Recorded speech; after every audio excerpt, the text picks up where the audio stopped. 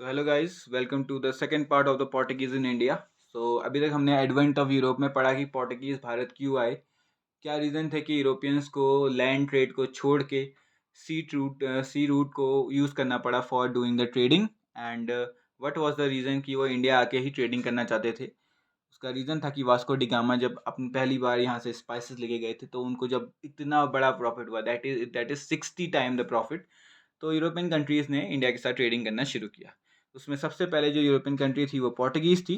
तो पोर्टुगीज़ ने अपने ट्रेडिंग को करने के लिए एक कंपनी बनाई, that is Portuguese East Indian company. और मैंने इसमें पहले भी बता दिया था कि क्यों यूरोपियन की जितने भी कंट्रीज़ हैं वो जो इंडिया में ट्रेडिंग कंपनीज आती थी उनको ईस्ट कहती थी, ईस्ट इंडियन।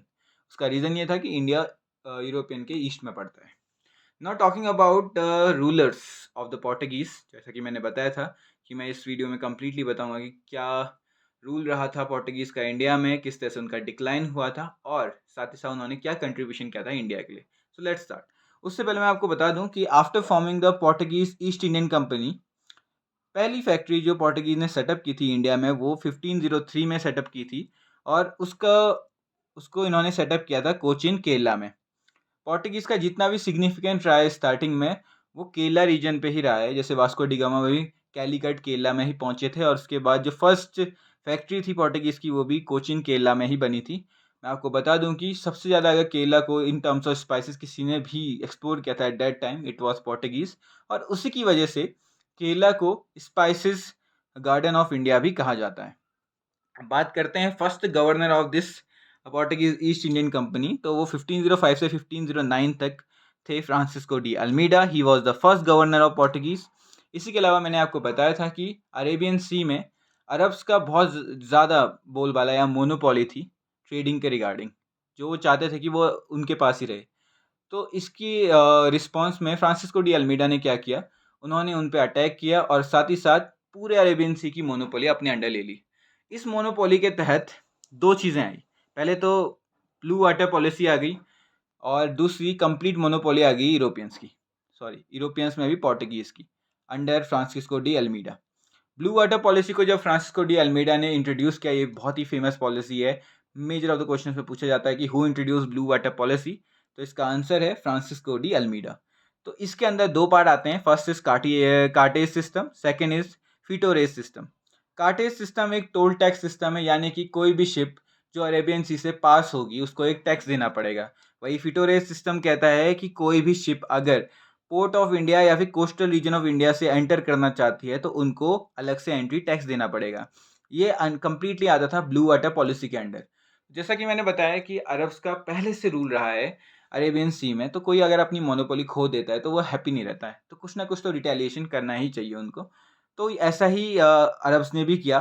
अरब्स, तुर्की और इजिप्ट ने गुजरात के किंग के साथ, जो उस टाइम पे थे, उन्होंने एक वॉर वेजे की अगेंस्ट द पोर्टुगीज़। तो इस पोर्टुगीज़ के वॉर में जो कमांडर थे वो थे अल्मीडा के सन, और इन्होंने फाइट की बैटल ऑफ चॉल इन 1508, जिसमें पोर्टुगीज़ हार गई और जो अल्मीडा के सन थे वो मर गए। जिसकी वजह से 1509 में एक और बैटल हुई जिसका नाम था बैटल ऑफ ड्यू, जिसमें अल्मीडा ने अपना रिवेंज लेते हुए तुर्की प्लस गुजरात प्लस इजिप्ट की कंबाइन आर्मी को हरा दिया। और इस तरह से एक कंप्लीट मोनोपोली अच्छी से इस्टेब्लिश की पोर्टुगीज़ ने इंडिया में। उसके बाद हम बात करते हैं अगले गवर्नर की, क्योंकि 1505 से 1509 तक फ्रांसिस्को डी अल्मीडा का रूल था। उसके बाद जो नेक्स्ट गवर्नर बने वो 1509 से 1515 तक बने। उनका नाम था Afonso de Albuquerque. Afonso de Albuquerque को ही the actual founder of Portuguese कहा जाता है, क्योंकि जो असली फाउंडेशन थी पोर्टुगीज़ की वो इन्होंने इस्टेब्लिश की। जैसे 1509 में इन्होंने कोचिन को अपना हेडक्वार्टर बनाया। जैसा कि मैंने अभी आपको बताया था, कोचिन ही वो पहली एक ऐसी लैंड थी जहाँ पे फर्स्ट फैक्ट्री सेटअप हुई थी पोर्टुगीज़ की 1503 में। अब उसी के बाद कोचिन को 1509 में हेडक्वार्टर बनाया गया। साथ ही साथ इन्होंने 1510 में गोवा को भी जीत लिया फ्रॉम आदिल शाह सुल्तान, जो कि उस टाइम बीजापुर के रूलर थे।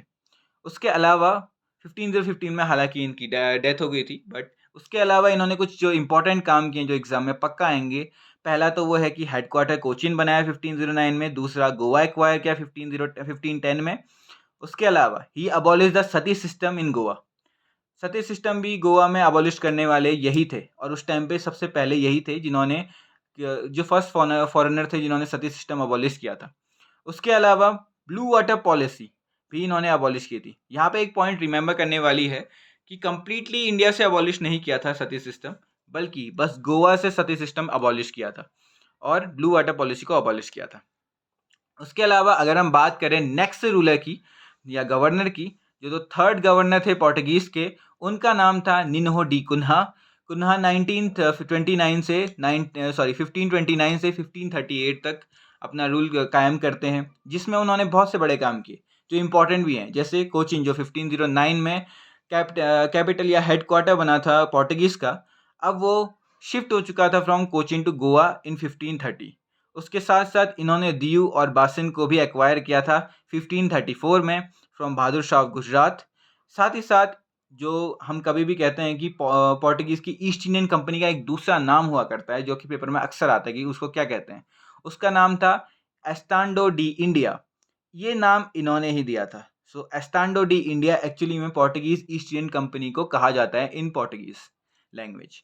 उसके अलावा इन्होंने हुगली वेस्ट बंगाल को भी डोमिनेट किया था 1529 से 1538 के आसपास, बट इन फ्यूचर जो उनके अकॉर्डिंग 1631 में शाहजहाँ उस एरिया को कम्प्लीटली डोमिनेट करके वहाँ से पोर्टुगीज़ को हटा देंगे। उसके अलावा अगर हम बात करें कि लास्ट जो इम्पोर्टेंट रूलर रहे या गवर्नर रहे पोर्टुगीज़ के, उनका नाम था मार्टिन अल्फांसो डिसूजा, जो 1542 से 1545 तक रूल में थे। इनके टाइम में एक इम्पॉर्टेंट चीज़ हुई कि जो कैथोलिक चर्च के सेंट थे, सेंट फ्रांसिस्को सेवियर, वो इंडिया इन्हीं के टाइम पे आए थे। और इनका सिग्निफिकेंस इतना इम्पोर्टेंट इसलिए है क्योंकि इसी टाइम इनकी वजह से बहुत से लोगों ने अपना धर्म परिवर्तन करके क्रिश्चियनिटी की तरफ आए थे। तो क्रिश्चियनिटी को स्प्रेड करने का काम फ्रांसिस्को सेवियर का ही था। अब हम बात करते हैं सब इम्पोर्टेंट फैक्ट ऑफ गोवा। अगर जितने भी आपको क्वेश्चंस अगर दिखेंगे तो वो गोवा के रिगार्डिंग आपको यहाँ मिल जाएंगे। फर्स्ट ऑफ ऑल अगर बात की जाए तो पोर्टुगीज़ के अंडर गोवा कब फॉल करता है 1510 में अल्फांसो डी अल्बैक्यू के द्वारा। 1530 में निन्हो डी कुन्हा उन्हें उस गोवा को कोचिन के बदले कैपिटल बनाते हैं पोर्टुगीज़ की। उसके बाद 1947 में जब हमें इंडिपेंडेंस मिलती है तो 1961 में इंडिया पोर्टुगीज़ को भारत से पूरी तरह हटा देती है, जो कि उस टाइम पे गोवा में होते हैं, और इस गोवा को इंडियन गवर्नमेंट अक्वायर करती है अंडर अ ट्रीटी। इस ट्रीटी का नाम होता है इंस्ट्रूमेंट ऑफ सरेंडर। इस ट्रीटी के तहत पोर्टुगीज़ को भारत छोड़ के जाना होता है पीसफुली। उसके अलावा 1962 में 14th कॉन्स्टिट्यूशनल अमेंडमेंट एक्ट के तहत गोवा एज वेल एज दमन और दीव, गोवा और दमन और दीव 1962 में एक यूनियन टेरिटरी बन गए। हालांकि 1987 में 56th कॉन्स्टिट्यूशनल अमेंडमेंट एक्ट के द्वारा गोवा 25th स्टेट बना इंडिया का, और हम सभी जानते हैं कि इंडिया में लैंड बेस्ड अगर कोई एरिया के बेस पे अगर कहें तो Goa is the smallest state, और सबसे ज़्यादा जो वेस्टर्न कल्चर है वो गोवा में ही दिखता है। इसका रीज़न ये है क्योंकि सबसे लेट अगर किसी जो यूरोपियन कंट्री का हो या फॉरेनर कंट्री जो इंडिया से लीव कर गई थी वो थी पोर्टुगीज़, तो थोड़ा इन्फ्लुएंस अभी भी उस एरिया में है, थोड़ा क्या बहुत इन्फ्लुएंस वहाँ देखने को मिलता है। और यहीं पे एक क्वेश्चन और अराइज होता है कि सबसे पहली कौन सी यूरोपियन कंट्री थी जो इंडिया आई थी, तो आंसर है पोर्टुगीज़, और सबसे बाद में जो गई वो भी पोर्टुगीज़ ही थी। तो अगला हम इसके बाद अगर इसको फॉरवर्ड करें तो उससे पहले एक और चीज़ देखो, पोर्टुगीज़ का जो मेजर रूल था वो कुछ एरियाज़ में था। सबसे पहले जो साउथ एरिया में था वो बॉम्बे, केरला, गोवा और वेस्ट बंगाल में एक ऊपर साइड जो नॉर्थ ईस्टर्न साइड है, उस साइड वेस्ट बंगाल में। तो जैसा मैंने बताया वेस्ट बंगाल में जो रूल था उसको रिमूव कर देता शाहजहाँ ने, और जो साउथ का रूल था उसमें भी जो गोवा ये सब था लास्ट में इंडिया ने इसको एक्वायर कर दिया था, इंडियन गवर्नमेंट ने इसको एक्वायर कर दिया था। जो बात रही बॉम्बे की, तो बॉम्बे को एक्वायर किया था ब्रिटिश ने, बाद में इंडिया ने ब्रिटिश से ले लिया था।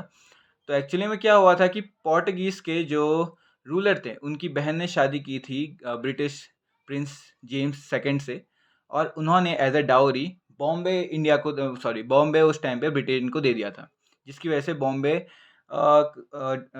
बॉम्बे ऑटोमेटिकली ब्रिटिशर्स के अंदर आ गया था। इस तरह से पोर्टुगीज़ ने मोस्ट ऑफ द लैंड ऐसे ही अपना खो दिया था। Now talking about a last topic जो कि है कंट्रीब्यूशन ऑफ पोर्टुगीज़। तो देखो इंडिया में जो भी रूल करता है वो कुछ ना कुछ इंडिया को देता भी है और कुछ ना कुछ इंडिया से लेता भी है, बहुत कुछ लेता है वैसे तो इन्होंने क्या क्या दिया था, तो सबसे पहले इन्होंने इंडिया को प्रिंटिंग प्रेस दी थी इंडिया में, जो कि सबसे पहले 1556 में गोवा में पाई गई थी। गोवा में फर्स्ट प्रिंटिंग प्रेस हुई थी, मतलब मिली थी इंडिया में। ओके। उसके अलावा कुछ क्रॉप्स जो बाहर से इंपोर्ट किए गए थे, जो आज इंडिया में बहुत कॉमनली मिलते हैं, tobacco, potato, red chilli, tomato, lady finger, ये सब चीज़ें पहली बार इंडिया में आई थी बिकॉज ऑफ पोर्टुगीज़। पोर्टुगीज़ ने इंडिया को इंफ्रास्ट्रक्चर में भी हेल्प किया है, जैसे शिप बिल्डिंग में अगर इंडिया ने कुछ भी चीज़ अगर स्टार्ट की थी सीखना, वो पोर्टुगीज़ के द्वारा ही की थी। उसके अलावा ट्रेड सिस्टम भी इम्प्रूव किया गया था इंडिया और जापान का, with the help of Portuguese. Starting यहीं से हुई थी। उसके अलावा जैसा मैंने बताया, जो फेमस प्रीस्ट थे उस टाइम के, फ्रांसिस्को जेवियर, उन्होंने इस क्रिश्चियनिटी को बहुत ज़्यादा स्प्रेड किया था कैथोलिक मॉडल ऑफ चर्च के थ्रू। तो कैथोलिक क्रिश्चियनिटी बहुत ज़्यादा बड़ी थी ड्यूरिंग द पोर्टुगीज टाइम। तो it was all about the Portuguese in India. तो ये हमारे फर्स्ट यूरोपियन थे जो इंडिया में आए, और ये इसको एक कंप्लीट होता है। इसके अलावा friends, I will be able to complete all other aspects, जो भी मतलब 5 और यूरोपियन कंट्रीज उनका होगा। अगली क्लास जो होगी वो डच पे होगी। बट मैं आपको बता दूं कि after completing all the chapter 1, advent of Europeans in India, मैं एक कंप्लीट कंपाइल्ड रिवीजन भी बनाऊंगा इसका, एक छोटी सी वीडियो जिसमें सब कुछ इंपॉर्टेंट होगा उसका, और उसको भी मैं इसमें इंट्रोड्यूस करूंगा। तो वो रिवीजन वीडियो होगी। Before that please go through these videos first. I hope you like it. Please like, subscribe and comment, और जितना हो सके शेयर करें, ताकि आई कैन नो दैट कि मैं कहाँ पे लैग कर रहा हूँ और कहाँ पे मुझे इम्प्रूवमेंट करनी चाहिए।